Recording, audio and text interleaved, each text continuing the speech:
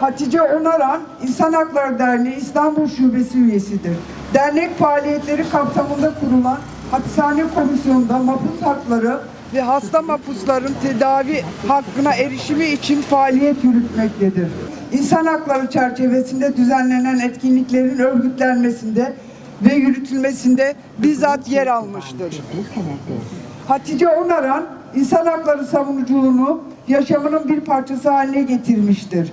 Bu çerçevede derneğimize mektup yoluyla veya ailelerin yaptığı başvurular üzerine başvuruların yaşadığı derin yoksulluğa kayıtsız kalmamış, kendi imkanları doğrultusunda aralarında eski eşi Menderes Leyla'nın da olduğu 10 hasta mahpusa yasaların öngördüğü prosedürlere uygun olarak 250 ila 400 TL arasında değişen cüzi miktarlarda para yatırmıştır.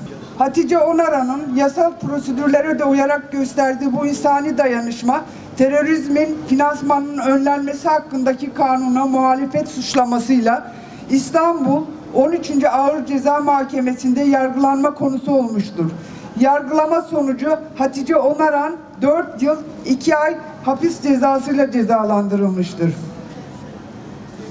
10 Ekim 2024 tarihinden itibaren Gebze Kadın Kapalı Ceza İnfaz Kurumu'nda tutulmaktadır. Çalışma arkadaşımız Hatice Onaran ile ilgili verilen mahkumiyet kararı akla, vicdana ve hukuka aykırı olduğu gibi insan hakları savunuculuğuna yönelik yasal bir tahdit ve tehdit oluşturmaktadır. Dernek üyemiz Hatice Onaran nezdinde verilen bu karar tekil bir örnek değildir. Son dönemde çok sayıda mahpus yakını, vasisi ve yasal atanmış ziyaretçilerine yönelik de benzer davalar açılmış, mahkumiyet kararları verilmiştir.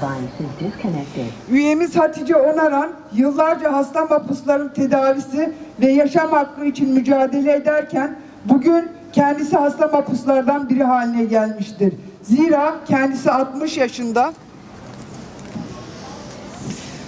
%79 engelli raporu olan ve kolon kanseri tedavisi görmüş olup tetkik ve kontrolleri devam ederken hasta mahpus olarak cezaevine girmek zorunda kalmıştır. Hatice Onaran yalnız değildir.